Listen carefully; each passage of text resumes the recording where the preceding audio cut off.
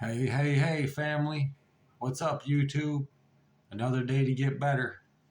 I'm going to read basically an assignment that I was given when I did treatment when I was locked up in prison for my fifth drunk driving. It's called the Liabilities assignment. And there was a bunch of questions or definitions. And basically, I had to answer a bunch of questions. And I'm just going to read this and basically just expose you guys to the questions that I was asked to answer, and hopefully somebody gets something out of it, brings some insight. But yeah, so it's called the liabilities assignment. So I guess one liability was taking others for granted. So as addicts, we always seem to find people to take care of us. When we're out of money, locked down, or coming off of a run, we depend on others for help.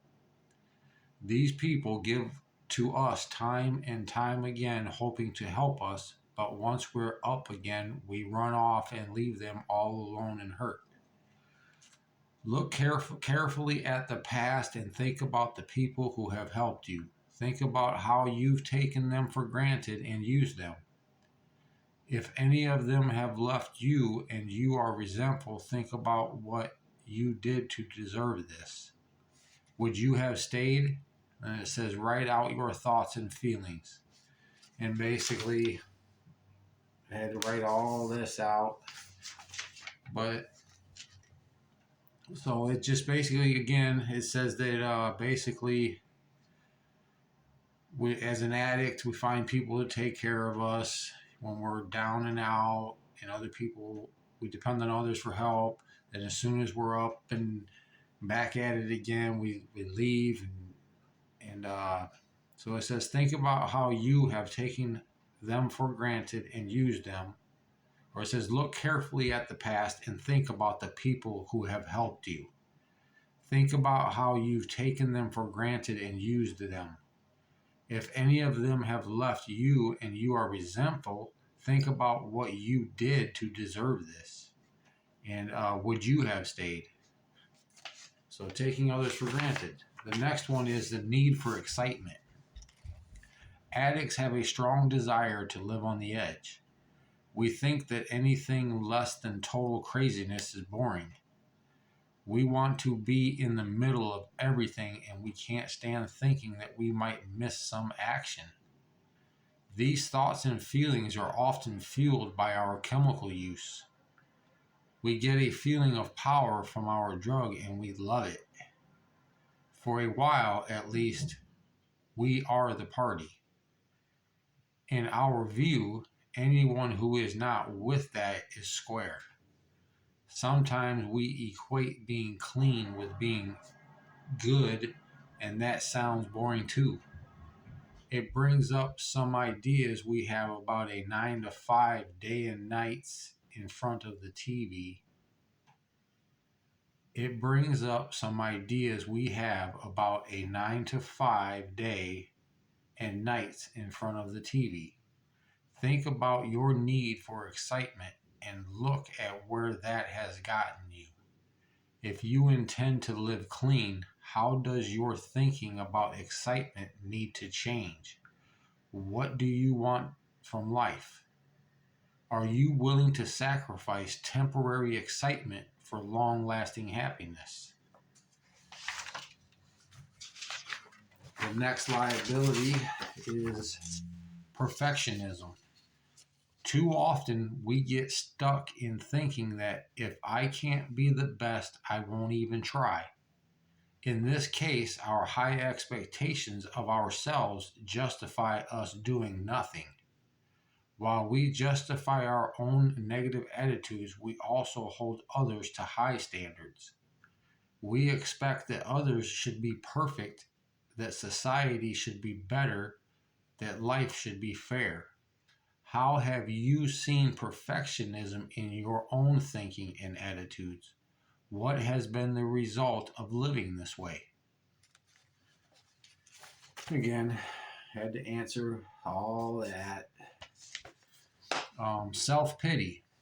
As addicts, we often believe we are special and do not have to play by the rules that others do. We believe that we deserve to be treated fairly in life, even when we know that life is not always fair. When we don't get what we want, we point our fingers and think that others are to blame for our circumstances. We feel sorry for ourselves. This is self pity. When we are used to feeling self pity, we are used to thinking, I can't, or they're wrong, or this isn't for me. Look back and think about how you have felt sorry for yourself. How has this feeling fueled your addiction? What beliefs do you have that contribute to your self pity? How has self pity stopped you from taking constructive action in your lifetime? Do you still feel sorry for yourself, or are you beyond that? Explain.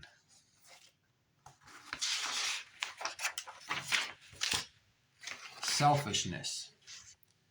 Being selfish means that we put our own wants before the needs of others.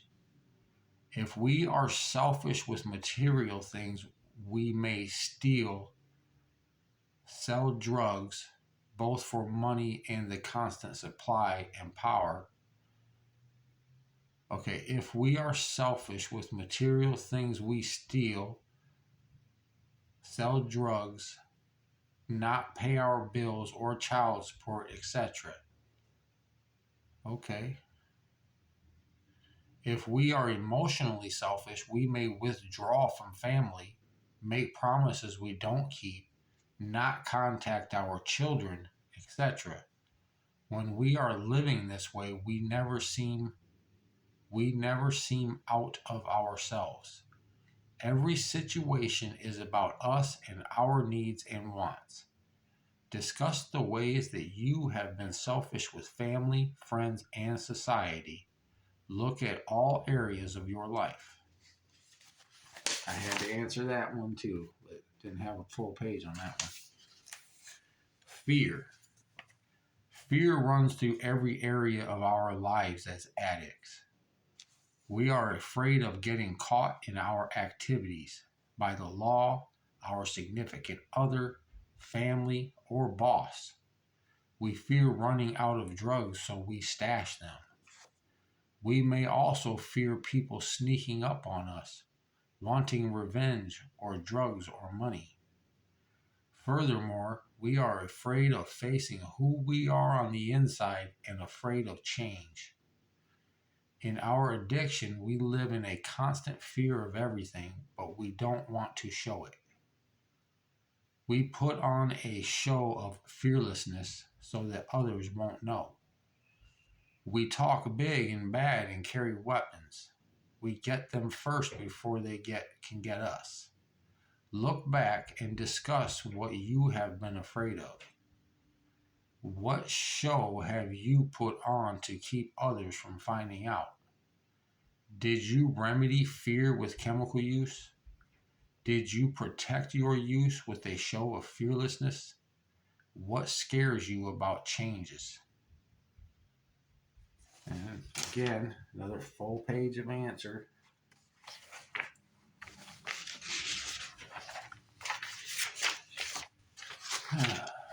Impatience. Many times in our active addiction, we become impatient with others. When people don't do what we want, we get an attitude. If situations are not as we like, we try to control them or we withdraw. As active addicts, we occasionally get stuck in situations where we can't use. Then we can't wait to get out so we can get high. Looking back, think of situations that made you uneasy because they were not moving fast enough. Think of times you were stuck somewhere. Were you preoccupied with chemicals? How did you act? How did this damage your relationship? Did your impatience take you away from possible opportunities? Are you impatient in your recovery from addiction? Discuss your thoughts and feelings.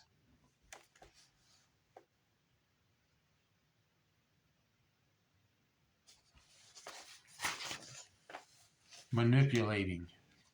In our addiction, we often manipulate others to get our way. We might say, I love you to get sex, money, or housing.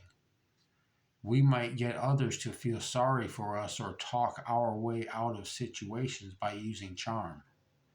Maybe we have developed our manipulation skills and we can lead others into coming up with an idea that will benefit us.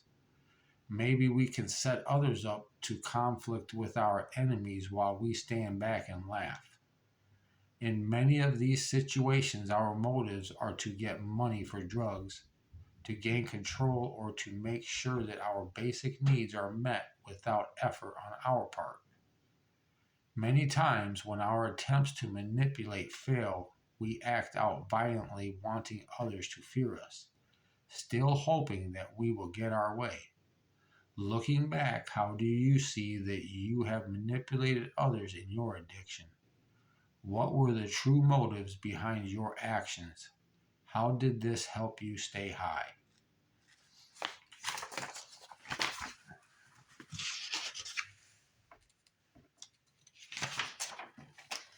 False pride.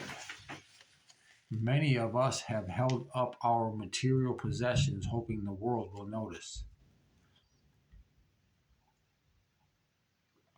If we had the finest jewelry, cars, clothes, homes, or drugs, we thought we were making it.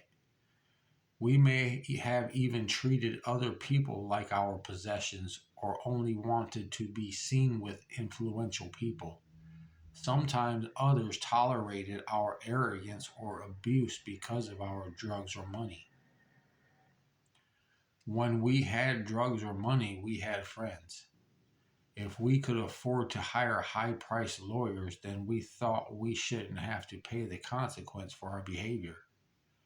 If we could afford to give our family a lot of money or gifts, then we thought they should shut up about how we lived. What kind of relationships did you try to buy with your false image? What is the truth about the way that you have acted?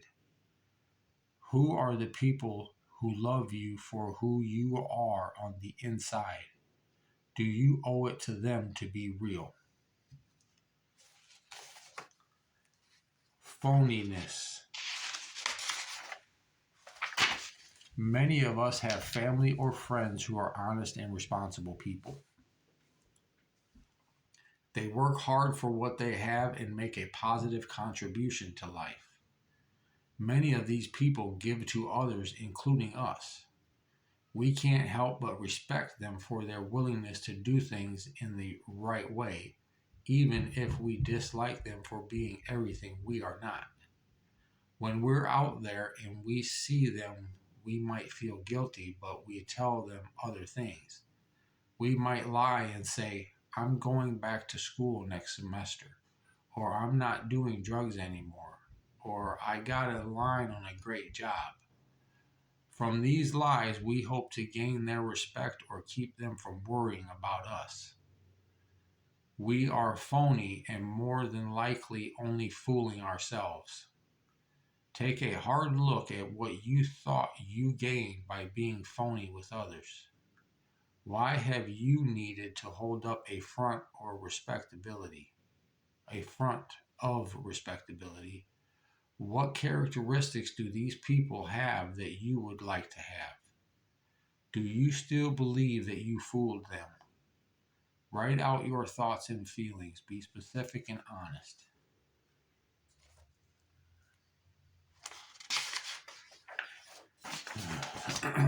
Guilt.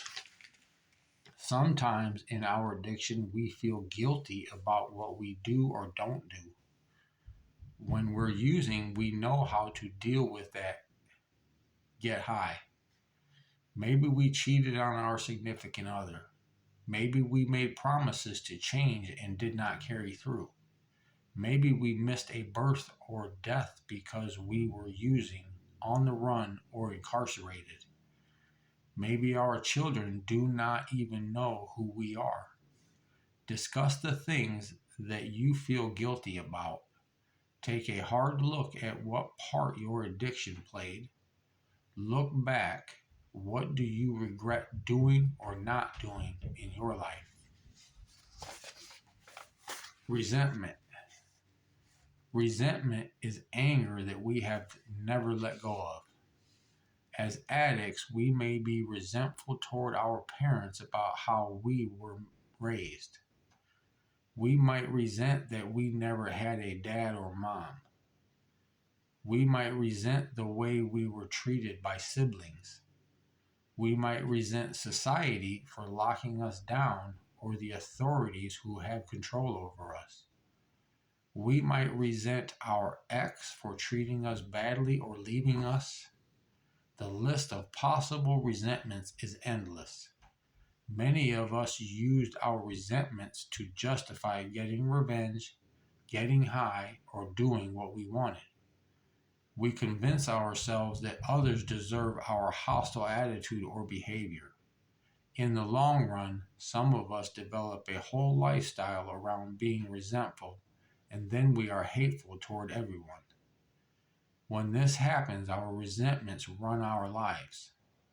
Take an honest look at your old anger. Who are you resentful toward and why? List them out and be specific. What was your part in the situation? Will you continue to allow these resentments to run your life? Can you forgive? Accept others as sick or unhealthy? Let go and forget it? How will these resentments hurt you if you continue to chew on them? That was it. That was some liabilities and some questions to go along with them.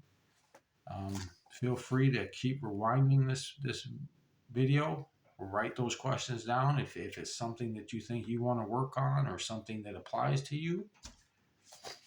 Just exposing you to what I was exposed to help maybe allow you to become aware of certain behaviors that you might not have recognized in yourself, but by hearing them described and hearing some questions to ask ourselves, that maybe you'd be like, hey, that sounds familiar, that sounds a little bit like me. But yeah, that was a liabilities assignment that I was given, and I wanted to share that with you guys. But I'm going to get straight into nightly journal entry. Last night when I read, or in the last video when I read the journal entry, I said that it was October 6th of 2011. I meant November 6th of 2011, and we are now on November 7th of 2011. And if you've been watching my videos, you know the questions. They haven't changed yet. What was positive and what was negative about today? The positives in my day were the beautiful weather for November, the wisdom of God's word, and physical training. The negative about today was not being able to wake up in my own bed, have some tea or coffee, get ready for work, and head out to my job for the day. What were the main feelings I experienced today? I was feeling very thankful that I have the opportunity to be a part of the CIP, Challenge Incarceration Program, and that I am able to earn my release to society earlier than originally expected. What helped me make it through the day? All the adversity I have faced in my life has prepared me to handle all circumstances with courage, and focusing on the goal gives me strength to push forward.